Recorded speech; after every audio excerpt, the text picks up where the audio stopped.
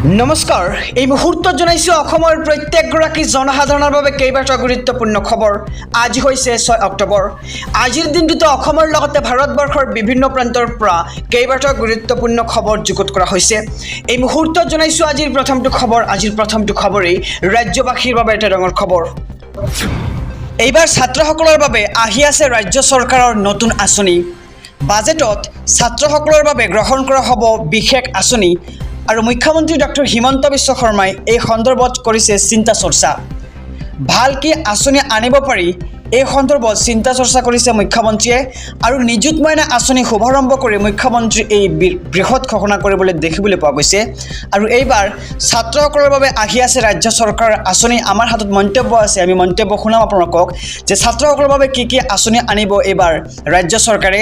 বাজেটত ছাত্ৰসকলৰ বাবে গ্ৰহণ কৰা হ'ব নতুন আঁচনি আৰু মুখ্যমন্ত্ৰীয়ে এই সন্দৰ্ভত কৰিছে চিন্তা চৰ্চা। যিহেতু আজিৰ দিনটোত নিযুত মইনা আঁচনি শুভাৰম্ভ কৰিছে ৰাজ্য চৰকাৰে আৰু ছাত্ৰসকলৰ একাউণ্টত পোনপটীয়াকৈ সোমাইছে ধন আৰু এইবাৰ ছাত্ৰসকলৰ বাবে কি আঁচনি আনিব এই সন্দৰ্ভত মুখ্যমন্ত্ৰী কৰিছে বৃহৎ ঘোষণা।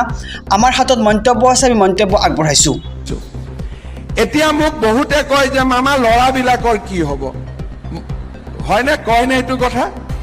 ল'ৰাবিলাকে কয়নে নাই আমাৰ কি হ'ব বুলি? মই ল'ৰাবিলাকৰ কাৰণেও এইবাৰ বাজেটত ছোৱালীৰ কাৰণে নহয় ল'ৰাৰ কাৰণেও মই এটা ভাল আঁচনি আনিম। মই চিন্তা কৰি আছো যে কি আঁচনি দিলে ল'ৰাবিলাকেও ভাল পাব, ল'ৰাবিলাকেও কলেজত পঢ়ি থাকিব।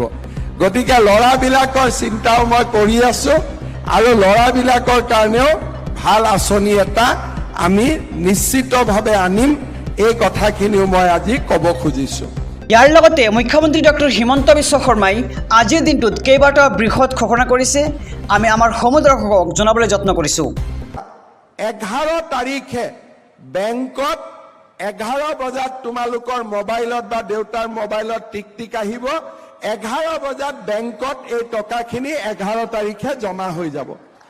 মই এই কথাটো এইকাৰণে কৈছোঁ যে দেউতাৰ যিহেতু মোবাইলটো দেউতাৰ সকলোৰে মোবাইল নাথাকিব পাৰে, দেউতাই ভাবিব পাৰে টকাটো ক'ৰ পৰা আহিলে।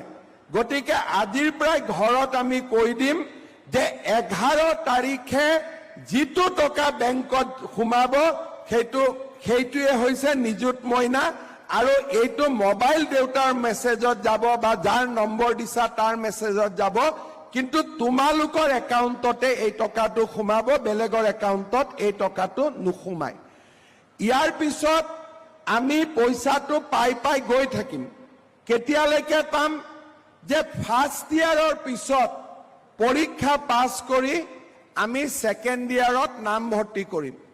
ছেকেণ্ড ইয়াৰত আমি যদি পৰীক্ষা পাছ কৰোঁ তেতিয়া আমি ছেকেণ্ড ইয়াৰৰ পইচা পাম। কিন্তু কোনোবাই যদি ফাৰ্ষ্ট ইয়াৰৰ পৰীক্ষাত উত্তীৰ্ণ নহয় বা নিজে পঢ়া এৰি দিয়ে তেতিয়াহ'লে ছেকেণ্ড ইয়াৰত আমি নিযুত মইনা আঁচনি নাপাওঁ। আৰু এটা সৰু ইয়াত চৰ্ত নহয়, পৰামৰ্শ যে ছাত্ৰীসকলে তেতিয়া নিযুত মইনা আঁচনি পাব যাৰ বিৰুদ্ধে কোনো অভিযোগ নাথাকিব। অৰ্থাৎ অভিযোগ মানে ক্লাছ নকৰা বা বিভিন্ন ধৰণৰ যিবিলাক আমাৰ স্কুলত যাক ভাল একাডেমিক এক্টিভিটি বুলি কোৱা নহয়।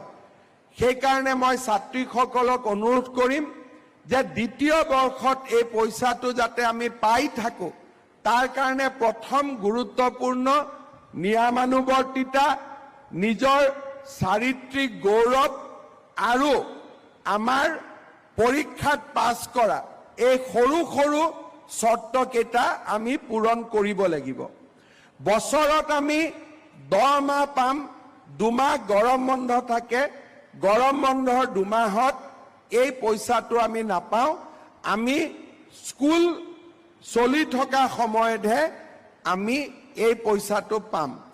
কোনোবাই দ্বিতীয় বৰ্ষত নাম লগালে কিন্তু স্কুলত নাহে, এটেণ্ডেঞ্চ নাই, তেতিয়াও আমি এই পইচাটো দ্বিতীয় বৰ্ষত আমি নাপাম। অন্তত আমি ইউনিভাৰ্চিটিয়ে যিমান এটেণ্ডেঞ্চ বিচাৰে সিমানখিনি এটেণ্ডেঞ্চ যাতে আমাৰ থাকে। ঠিক তেনেকৈ যিসকলে ডিগ্ৰী ফাৰ্ষ্ট ইয়াৰৰ ছোৱালীয়ে এই পইচা আজি পাব, তেওঁলোকেও ডিগ্ৰী ছেকেণ্ড ইয়াৰতো পাব, ডিগ্ৰী থাৰ্ড ইয়াৰতো পাব। খালি ছেকেণ্ড ইয়াৰত অৰ্থাৎ থাৰ্ড ছেমিষ্টাৰত আমি নামভৰ্তি কৰিব লাগিব, ফিফ্থ ছেমিষ্টাৰত আমি নামভৰ্তি কৰিব লাগিব। মাহত 1250 টকাকৈ প্ৰত্যেক মাহৰ 11 তাৰিখে 12 বজাৰ আগতে বেংকত টকা জমা হ'ব।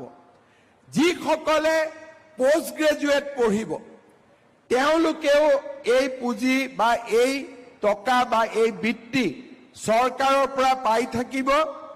মাত্ৰ পোষ্ট গ্ৰেজুৱেট ছেকেণ্ড ইয়াৰতো নামভৰ্তি কৰিব লাগিব আৰু নিয়মীয়াকৈ ক্লাছত উপস্থিত থাকিব লাগিব। এতিয়া বহুতে মোক কয়, ছেকেণ্ড ইয়াৰৰ ষ্টুডেণ্টখিনিয়ে দ্বাদশ মানত পঢ়া ছাত্ৰীসকলে কয় যে মামা আমি নাপালো, তোমালোকেও পাবা, মাত্ৰ এইবাৰ ক্লাছ 12ত পাছ কৰি ডিগ্ৰী ফাৰ্ষ্ট ইয়াৰত এডমিশ্যন ল'ব লাগিব। কোনোবা ছেকেণ্ড ইয়াৰ আৰু ডিগ্ৰী থাৰ্ড ইয়াৰৰ ছোৱালীয়ে কৈছে যে আমি পোৱা নাই। মই উত্তৰটো মোৰ এইটো হ'ব, তোমালোকেও পাবা, মাত্ৰ পোষ্ট গ্ৰেজুৱেটত নামভৰ্তি কৰাব লাগিব।